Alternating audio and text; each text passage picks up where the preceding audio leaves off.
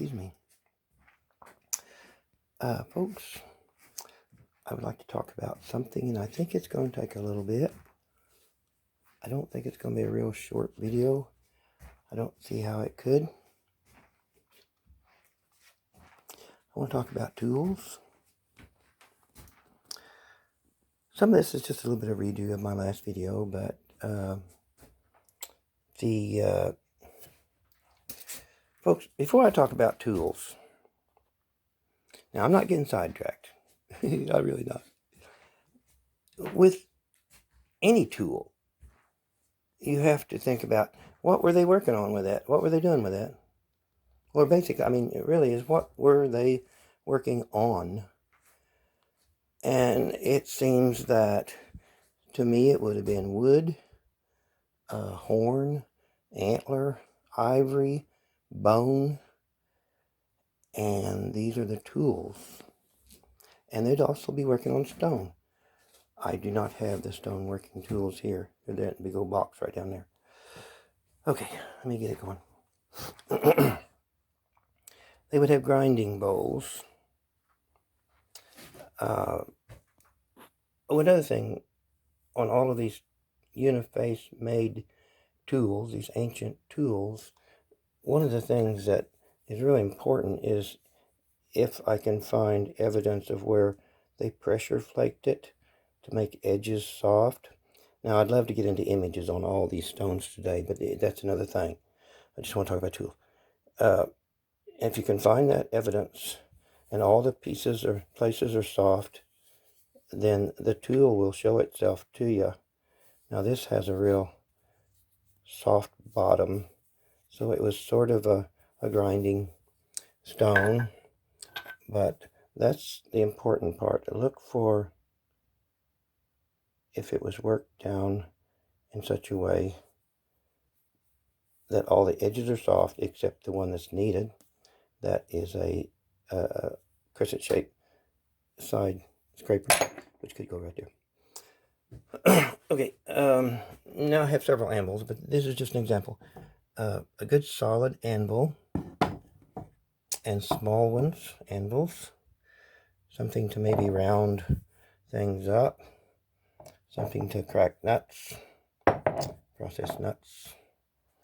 Hammer stones. Stones used for hammering. Sometimes it's that point. Oh, and on all these stones, I've looked them over real good, and I know that the wear is what I'm saying the tool is. It's important that the wear matches what you say the tool is. Another hammer stone. I'm not sure what it was used for. This has quite a bit of residue on it. Here's a longer type of hammer stone. It could be, I don't know what it is. Hammerstone. This is one that I can tell by the wear on that end and that end that it was used for that purpose. Axes. Axes, of course, could be used for a lot of stuff. This is an interesting one, and I don't know how it got that way, but there's one spot right there and right there, which at one time designated the end of the horse's head. But this stone must be a beautiful, beautiful green.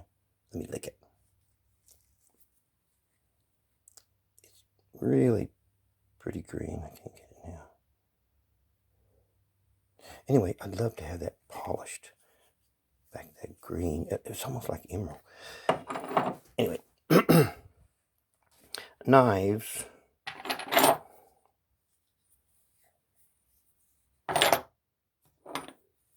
Knife that could be hafted or handheld. Another knife that could be hafted or handheld. I found that uniface tool-made knives have a wide spot back here, and then there's the working edge, and it always fits just perfectly. Or they make it to do it. They make it do that. Knives from a sliver of stone. Large knives. pretty knife.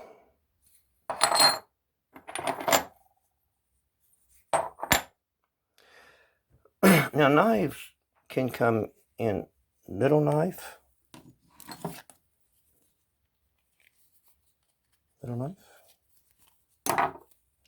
ouch, I just cut myself on that razor sharp knife, my razor sharp knife.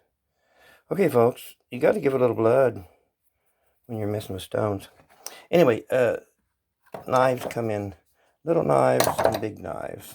Now, these are little uniface blade knives.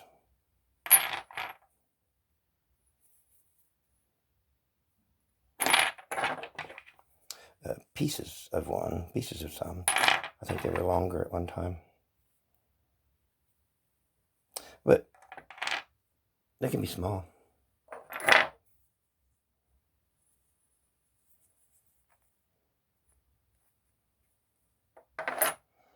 These are processed from a core, you know.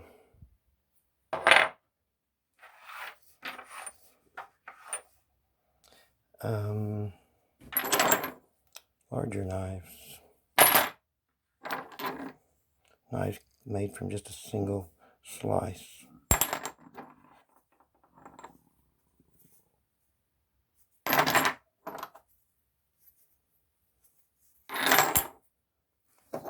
Now, drills.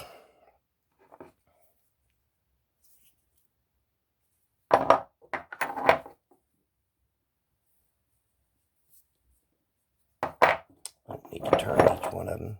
They hold comfortably and they're made to twist. Not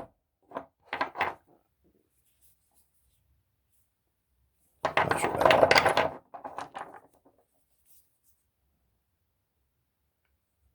Like I said, I'm not talking about images. There's an awesome little owl right there. This is a larger drill. That's the drill part. It would be held like this, possibly even with two hands.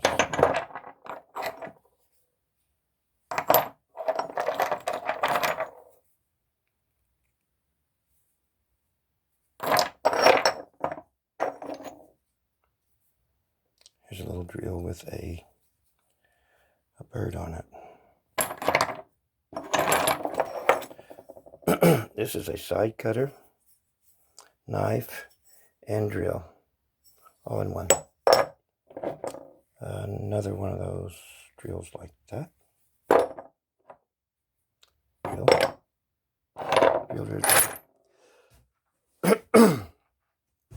Then there's tools for scraping.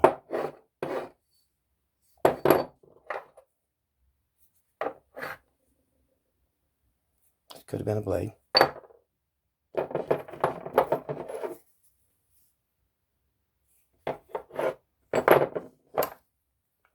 Some are real small.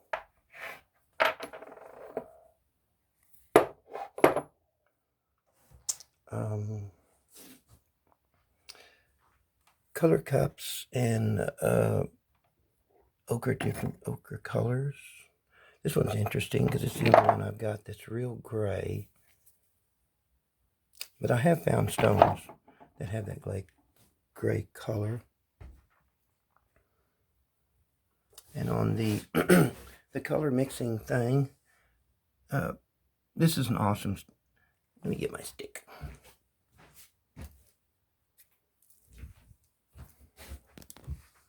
This stone was used for mixing red, and it has a shell imprint right there.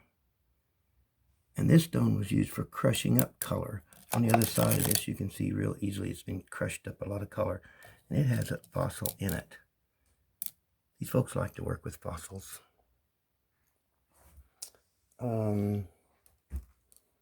These are more color apparatuses, grinding color and such. This used to be quite a hammer, but it broke. And then it was used for mixing a glue. There's a residue on it. And right there is pieces of stone they're glued on there, little pieces. But this would be an interesting one for testing residue. Fishing net weights, medicine cups. This is an oddball. It looks like it was molded from clay, but it's stone now. It's anyway, these right here don't look so much like color. That's why I think they're medicine cups of some sort, maybe. And there's a bone bead.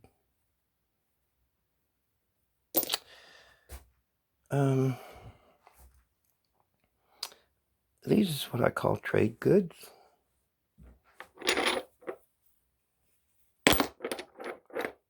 They're just trade goods. This, to me, I think is a trade good, but I left it out for an example because I wanted to impress on everybody. The way that I see images, I look down the front. I find the face, and then down the side I can see the elephant. See the eyes there, and the eye is right there. But at a certain angle, I can see an elephant walking directly toward me, plus other images. But it's a trade goods, I think. These are all neat little trade goods.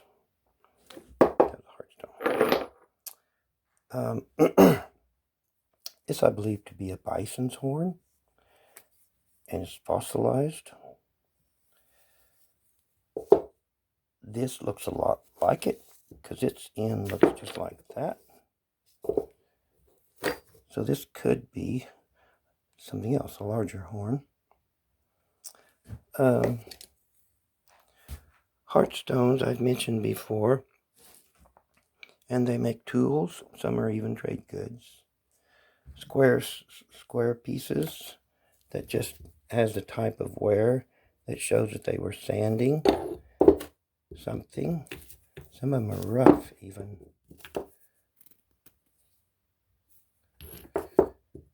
And I have not researched it, but there's a there's a name called ground tools and chip tools. So I would think these tools are the ones that was grinding an edge sharp or whatever.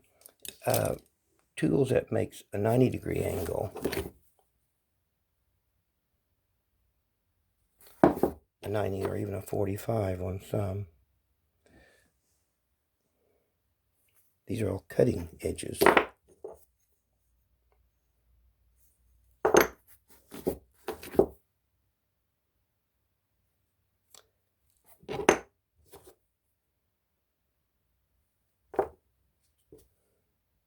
There's an odd tool with a cutting edge at about 45, and so is that one. And so is that wonderful little horse. And here's another horse with that type of cutting edge on it. And this one has the cortex as a handle. Flip it over, it's also a blade. Another oddball tool that has a sharp blade and a stop right there, as if they only wanted it to go so deep. I found many, oh, here's another one. Engraving tools. These tools show wear, and they're held comfortably for engraving. I'm kind of assuming that means that if you're working with a wood or ivory or bone or whatever, you want to engrave a line to either make bigger or a split or whatever. But it's just like we use a pencil to start a line. I think these folks are using these, what is called engraving tools. I think it was shortened to graver. And this little guy is part of a horn. Let's leave him over there. So that's engravers. Now, I find tool use a little bit on what I think is horn or bone or antler. But I find more images than anything else, as if that material was used for something a little bit more special.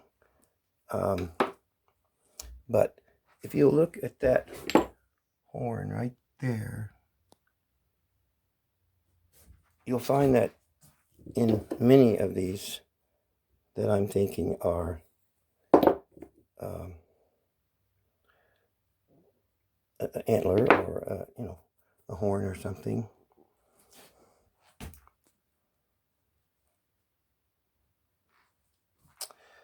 And lots of images. They're a little bit more vague because Mother Nature has deteriorated this more so than a solid stone, but it still looks like a giant horn or antler or something, and it has images carved on it. This actually has a tool use right there, a little scraper. That's a whole nother video altogether to go all over all of those, but I'm not doing images. Okay, where was I? And get off the wall, Johnson.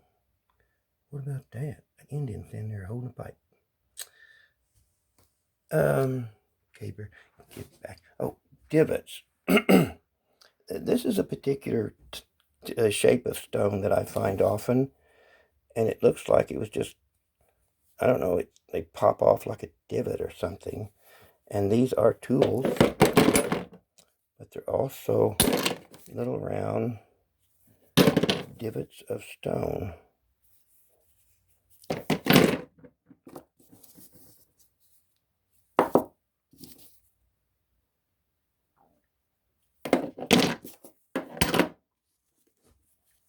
This is, I think, a scraper, but it's called divot.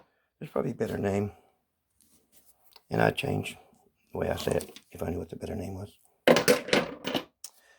But these are all divots.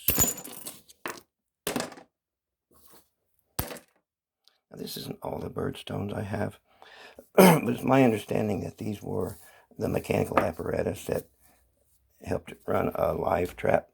Could be birds, could be any kind of animal. This is an example of stones have been split. Small stones have been split.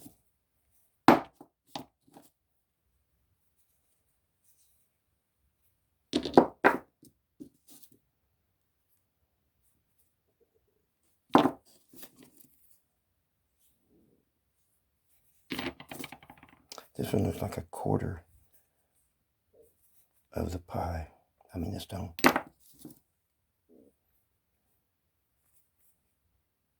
Another quarter.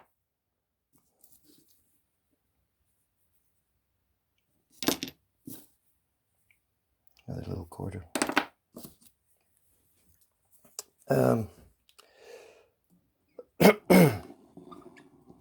Folks,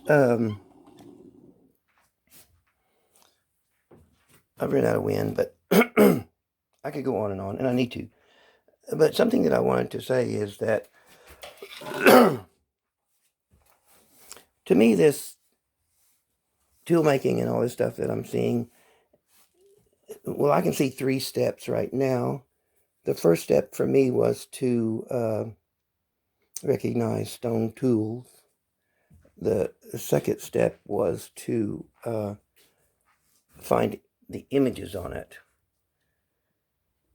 And I'm not saying I'm done with all that, but the third step is interpreting the images. For instance, the only thing I can do right now, and I'm doing, is that on the stones, let's say the heart stones, I write down what image I found on the heart stone, or on crescent shape side cutters, what images do I find on these tools? And a lot of times I'm finding it's pretty consistent. For instance, these side cutters has got a lot of birds on it. Now the abrasion side scrapers have animals on them too. These are heavy duty abrasion side scrapers. I'm getting, needs more of my lemonade. I will in just a minute. I think I'll, okay, now I'm going to be doing that on that third step for me is to interpret what, is it a story? Is it, I know that the stone gives the image, the opportunity to make the image, and then the artist goes with what the stone is showing them. But there has to be a deeper meaning to the images. Of course, it's the animals and stuff that they lived around, but, you know, there's legends and stories. One of the most widely known legends of the ancient Stone Age is the thunderbird and snake in battle. I have several of those, but there's other ones that could show themselves if I would just look. But besides that, when you folks talk about Mesopotamia, or that place, Egypt, all those places, and you incorporate that in your thinking as to what this Native American stone art is associated with it, or something. I don't know how to say it. All I'm saying is that those civilizations are way too young for me. I mean, the most that I just said was like 4,000 BC. My study is before the Younger Dryas. That's more than 12,000 BC. I mean, you know, so I'm not that, but doing this with all these stone tools, I have found that many do not have extinct animals carved on them, and many have a different patina. This is this is example of the really older ones, I think, and they have some really neat extinct animals on them. This is, let me dump it out.